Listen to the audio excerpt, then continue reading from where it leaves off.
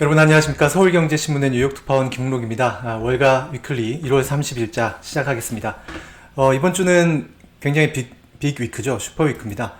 FOMC 과연 0.25%포인트 기준금리를 올릴 것인지, 그리고 이제 그동안 이어졌던 그 기준금리 인상의 어떤 중단의 신호가 나올 것인지, 그리고 어떤 최종금리에 대한 힌트가 나올 것인지, 증시 투자자들은 물론이고 전 세계의 이목이 지금 집중되어 있습니다. 그런데 이번에는 또 그것뿐만이 아니고요.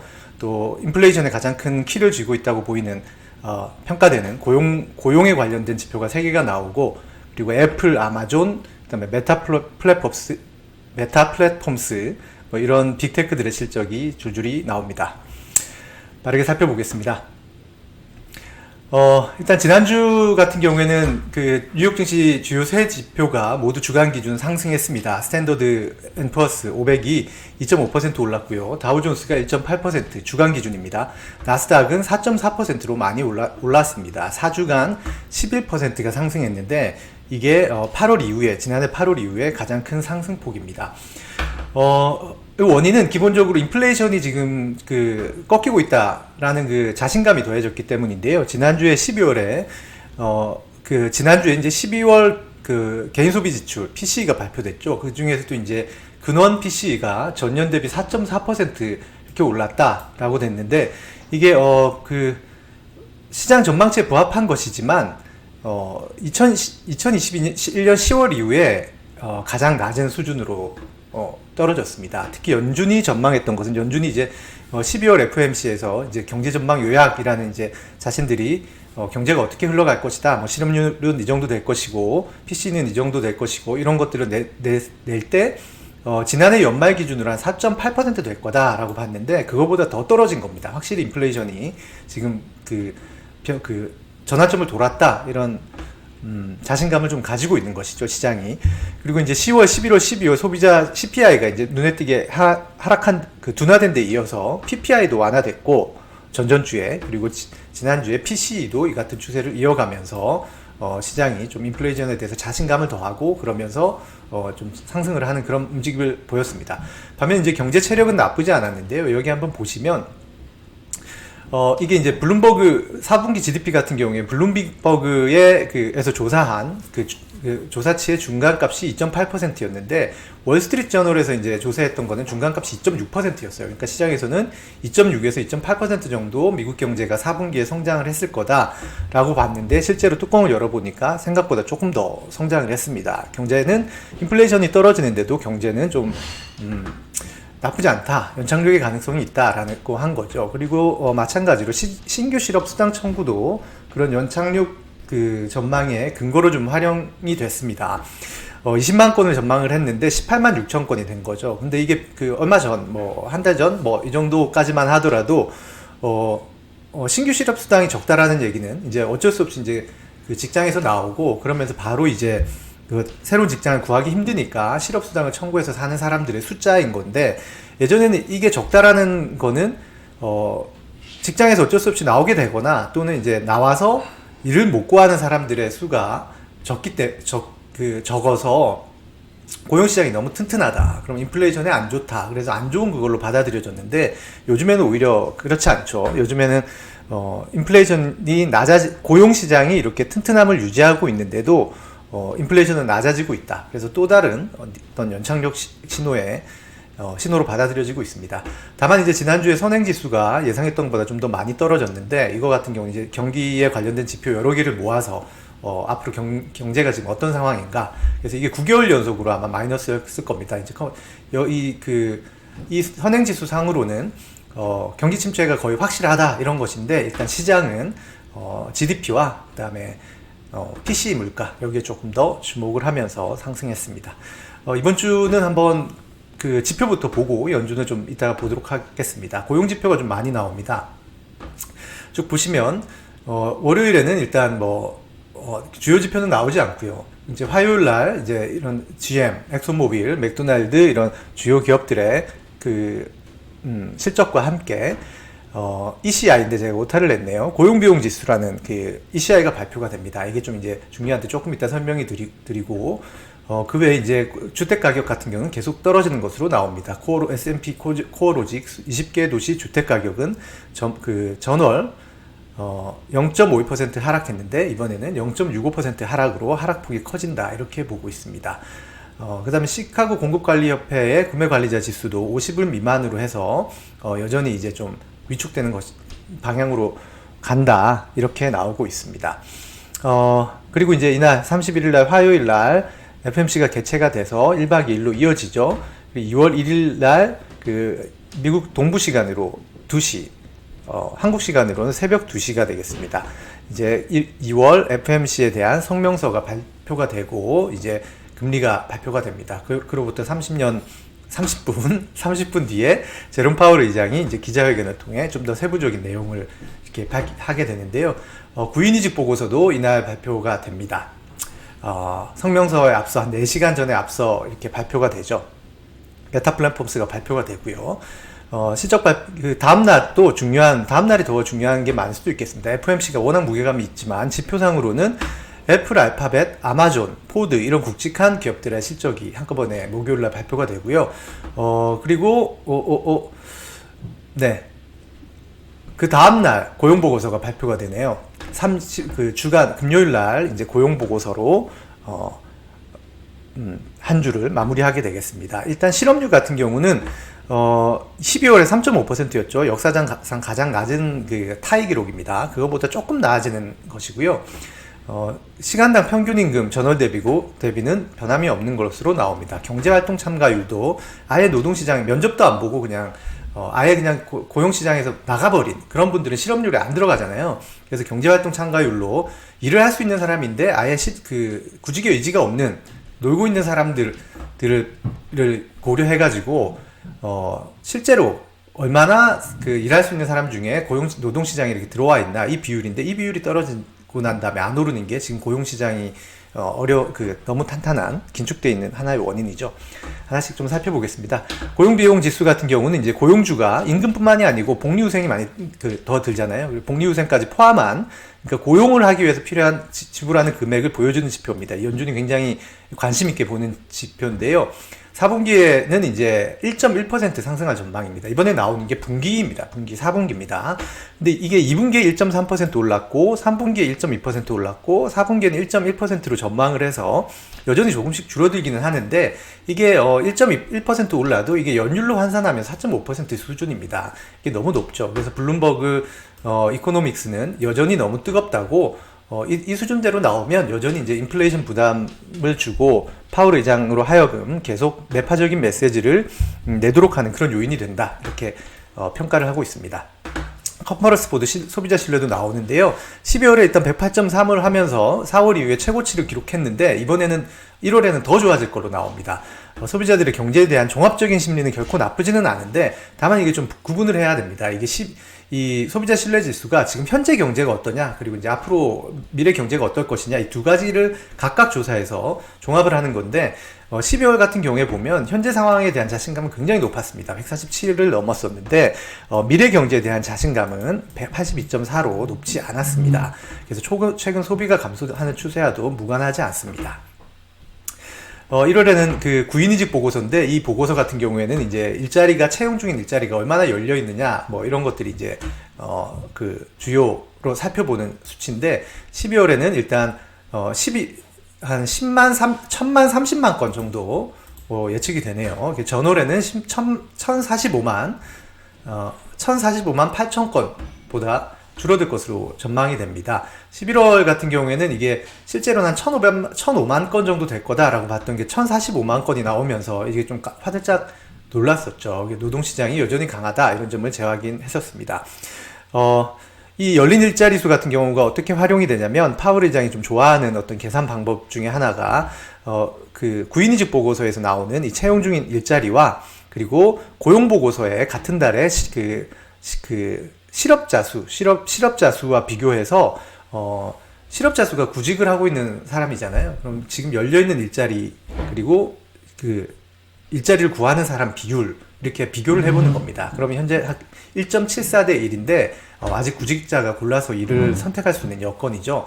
업주 입장에서는 사람이 이제 급하니까 임금을 좀 더 올려주는 그런 요인이 되고, 임금이 오르니까 인플레이션을 좀 자극할 수 있는 그런 상황인 겁니다. 그래서 파월 의장이 좀 주목하는 거죠. 이 비율 같은 경우는 실업자 수당 구직자 1인당 열려있는 일자리 수의 비율은 팬데믹 이전인 2019년 말에는 1.15대 1이었습니다. 사람이 모자란 거죠. 3월에는 이제 3일 금요일에는 1월 고용보고서가 나오는데요. 실업률이 이제 아까 말씀드렸듯이 조금 오르겠지만 이게 뭐 인플레이션 둔화에 효과가 날 만큼 노동시장 둔화가 진행될 것이다, 이렇게 전망하고지는 않습니다. 시간당 평균 임금을 이제 전년 대비로는 4.3% 오를 것으로 전망하고 있는데요. 여전히 높죠. 예, 이게 좀 띄었을 때 실적 얘기를 좀 해드리면, 실적이 좀 지금까지 나온 실적은 하락하고는 있지만 하락의 정도가 시장이 오를 만큼 크지는 않다, 이 정도로 정리가 되는 것 같습니다. 지금 리피니티브에 따르면 S&P 500 소속 기업 중에 이제 143개 기업이 실적을 발표했는데, 시장 전망치, 주당 순이익이 시장 전망치를 넘은 비율이 67.8%인데 이게 어느 정도 수준이냐면 장기적으로 봤을 때 이게 평균이 66%입니다. 66%보다 조금 높으니까 시장 생각했던 것보다는 조금 더 실적을 잘 내고 있다라고 볼 수는 있는데, 옛날에는 근데 이제 상해 포기 문제인데요. 1994년 이후에 이제 실적 전망을 얼마나 많이 어느 정도의 폭으로 뛰어넘었냐, 이게 4.1%였는데 이번 분기는 1.6%다. 그래서 지금 간당간당하게 뛰어넘는 정도 수준이다. 이 정도 수준입니다. 이번 주에 애플, 아마존, 알파벳 이런 기업들이 아마 FMC와 함께 또 주요한 주가 흐름에 영향을 미칠 것 같습니다. 연준 얘기를 이제 좀 집중적으로 좀 해볼까 하는데요. 연준이 이제 좀 지금 딜레마에 처해 있습니다. 딜레마는 크게 두 개 축인 것 같은데, 인플레이션이 떨어지고 있다. 떨어지고 있긴 한데 2%까지 충분히 떨어지는 추세냐, 이게 하나가 있을 것이고, 또 하나는 인플레이션이 떨어질 때 비슷하긴 한데 노동시장이 실제로 큰 변수가 되느냐, 생각보다 그렇게 크지 않느냐, 이 두 가지 축이 지금 인플레이션과 관련한 연준의 선택에 딜레마가 좀 있을 것 같은데요. 이 표는 조금 이따가 좀 말씀을 드리고, 일단 연준의 이번 금리 인상폭은 0.25%포인트가 좀 유력한 분위기죠. 시카고 상품거래소에서 패드워치 툴이라는 이제 선물 시장에 거래되는 가격에, 선물 가격에 내재된 기준금리 인상 확률을 계산을 해보는 건데요. 이번에 같은 경우에 0.25%포인트가 98.4%입니다. 이렇게 높은 거는 오랜만에 보는 것 같은데요. 흥미로운 건 이제 98.4니까 1.6%에 어딘가에 베팅을 하고 있다는 거잖아요. 근데 그게 0.25냐 0.5냐가 아니었습니다. 0.25냐 0.5가 아니고 동결에 대한 전망이 1.6인 겁니다. 그러니까 지금 시장은 동결이냐 0.25냐 이거를 보고 있습니다. FM 시장에서. 적어도 선물 시장에서는 0.5%포인트 인상을 생각조차 하지 않고 있다. 그만큼 인플레이션 완화에 대한 자신감이 크다. 이런 분위기를 알 수 있습니다. 연준도 이런 인플레이션 하락 추세 자체는 인정하고 있죠. 존 윌리엄스 뉴욕 연방준비은행 총재가 통화정책이 원하는 효과를 내고 있다. 이렇게 원자재 가격 떨어지고 이런 것도 우리가 긴축적으로 통화정책을 열심히 잘 했기 때문이다. 이런 걸 반영한 거다. 이렇게 얘기하고, 존 윌리엄스 연은 총재뿐만 아니고 로레타 메스터 총재도 그렇고 여러분께서 이제 통화정책이 이제 효과가 나기 시작했다. 이런 말씀을 하셨습니다. 인플레이션이 떨어지는 추세는 인정하는 것이죠. 그래서 이제 시장이나 학계에서는 이제 금리 충분히 올렸다. 이런 지적도 나옵니다. 이제 그 대표적인 분 중에 한 분을 그냥 뽑은 건데, 이제 손성원 로욜라 메리마운트대 교수, 우리 나라가 나온 재미 경제학자시죠. 저명하신 분입니다. 1970년대 이렇게 통화 지연 효과나 이런 거에 나올 때 그런 정통 통화 이론이 나오던 시기랑 달리 지금은 이제 정보 유통 속도가 굉장히 빠르고 연준이 지금 투명해졌기 때문에 연준이 하는 것이라든지 결정이라든지 이런 것들을 이미 거의 예전보다 빨리 받아들여서 시장에 반영이 된다. 그래서 정책 효과의 지연이 이렇게 많이 길지 않고 많이 짧아졌기 때문에, 지금은 많이 짧기 때문에 정책 효과가 기다릴 때까지 드러날 때까지 기다리면서 계속 이제 올리면서 이렇게 계속 기다릴 필요가 없다. 지금 있는 걸 보면 된다. 그래서 충분히 이제 올렸다라는 그런 설명을 하셨습니다. 그리고 이제 인플레이션 측면에서 이제 그 통화 유동성, 이제 시중에 돈이 얼마나 도느냐 이런 측면에서 볼 때도 충분히 긴축이 됐다라는 의견도 있었는데, 이게 좀 재미가 있어서 좀 색다른 그 설명인 것 같아서 좀 갖고 와봤는데요. 이게 1980년대 이제 86년도에 이제 연준 이사로 그 지명되셔서 한 89년까지 연준 이사를 지냈던 로버트 헬러라는 분이 최근에 이제 한 외신에 이제 기고를 이제 글을 쓰셨어요. 근데 요즘에는 이제 금리를 보고 뭐 실질 금리가 어느 정도냐, 그 실질 금리가 인플레이션 지금 기준 금리가 인플레이션보다 낮으면 실질 금리가 마이너스 뭐 이렇게 해서 막 계산하고 하잖아요. 그런 거 하지 말고 돈의 양을 한번 봐라. 그럼 돈의 양을 보면 지금 굉장히 가파르게 줄고 있다. 그래서 인플레이션이 이제 더 이상 오르지 않는다는 거다라는 겁니다. 그게 무슨 얘기냐면 화폐 공급 그 증가율과 인플레이션 사이에 높은 상관관계가 높다는 겁니다. 그러니까 인플레이션이 시중에 돈의 양이 많으면 가격이 오르고 시중에 돈의 양이 적으면 물가가 떨어지는 거다. 근데 지금 이제 통화량은 이미 인플레이션을 극복할 수 있을 만큼 충분히 제한적이라고 주장을 했습니다. 그래서 요걸 한번 보시면 아까 그 표인데, 이게 이제 1959년부터 해서 좀 잘 안 보이시죠? 조금 더 키워보겠습니다. 네.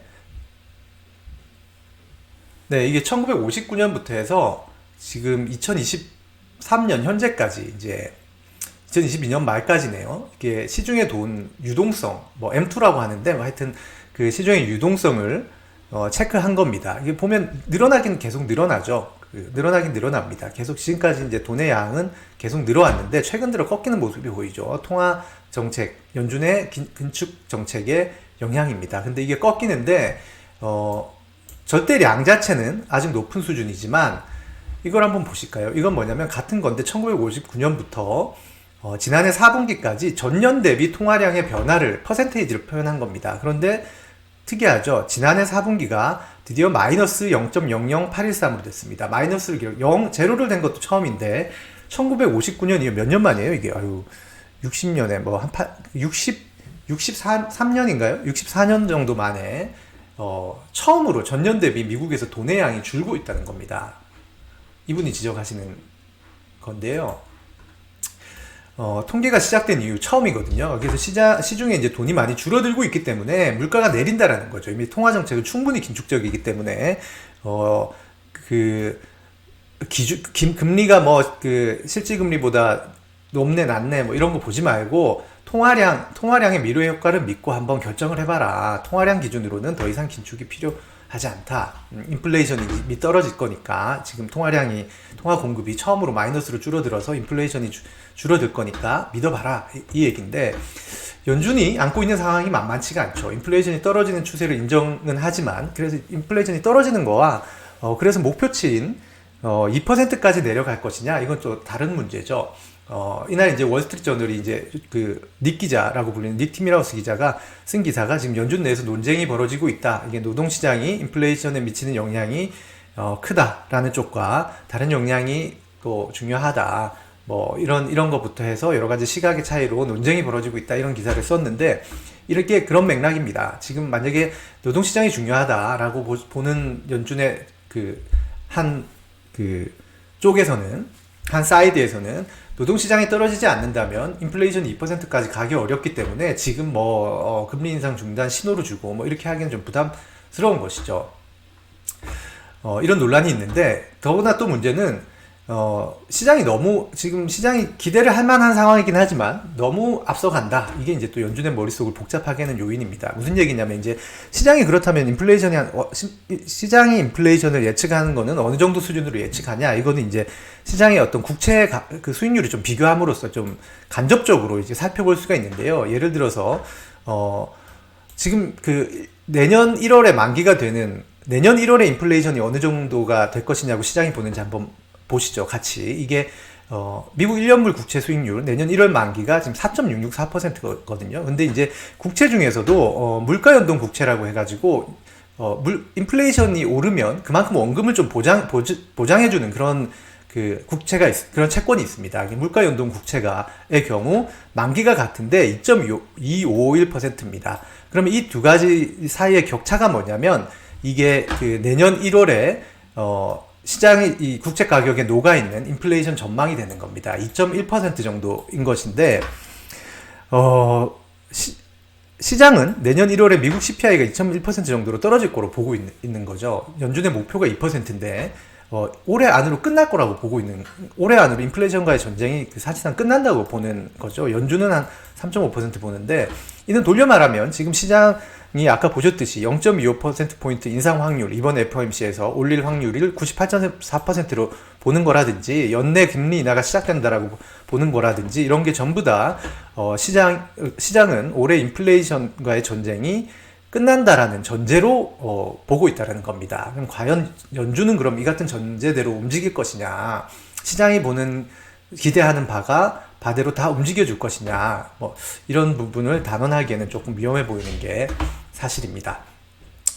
그래서 지금 이런 상황을 고려할 때 연준은 인플레이션 잡겠다는 의지를 보이면서도 이제 과잉 긴축은 또 피하고 또 시장이 들떠 있는 것도 좀 진정시키고 이런 묘수를 좀 찾아야겠죠.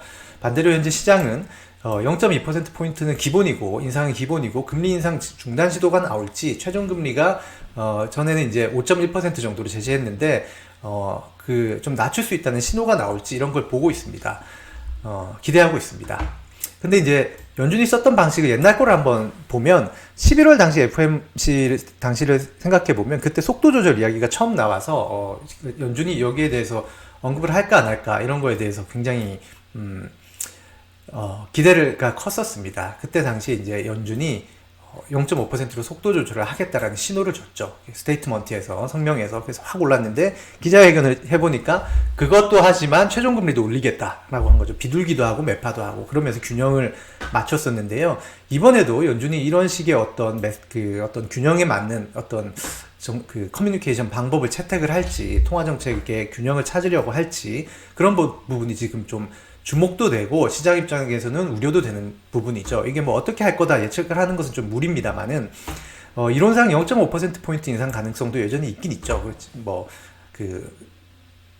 CME 기준으로는 없습니다만, 블룸버그가 조사한 그거는 이제 선물시장 가격이고, 블룸버그가 조사한 92곳의 리서치 기관의 이제 경제학자들의 전망을 보면 92곳 중에 8곳이 있긴 있습니다. 많지는 않죠. 동결 전망보다는 많지만 절대다수가 0.25%를 전망하고 있습니다. 금리 인상 중단 메시지를 공식적으로 내지 않을 가능성도 있을 거고요. 그 다음에 또 이제 나오는 얘기가, 이제 기자회견 멘트에서 매파 신호를 좀 섞을 것이다, 이런 분석도 나옵니다. 이제 블룸버그 이코노믹스 같은 경우에 한 가지 이제 또 그 포인트를 잡은 것은, 만약에 파월 의장이 이런 표현, still some way to go, 갈 길이 좀 더 남았다 여전히, 이렇게 하면 그거 매파다. 왜냐하면 그거는 최종금리를 5.25까지 가겠다라는 이야기이기 때문이다 라고 이렇게 좀 얘기를 했습니다.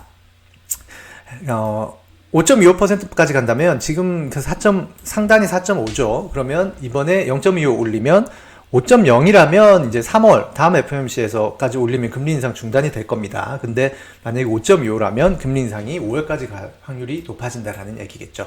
어쨌든 어떤 결과가 나올지는 예측을 하기는 디테일하게 예측하기는 어렵겠지만, 아무래도 어떤 결과가 나오든 시장에 좀 미치는 영향은 만만치 않겠습니다. 네, 오늘 준비한 소식은 여기까지입니다. 이번 주 한 주도 건강하고 행복하게 보내시기 바랍니다. 감사합니다.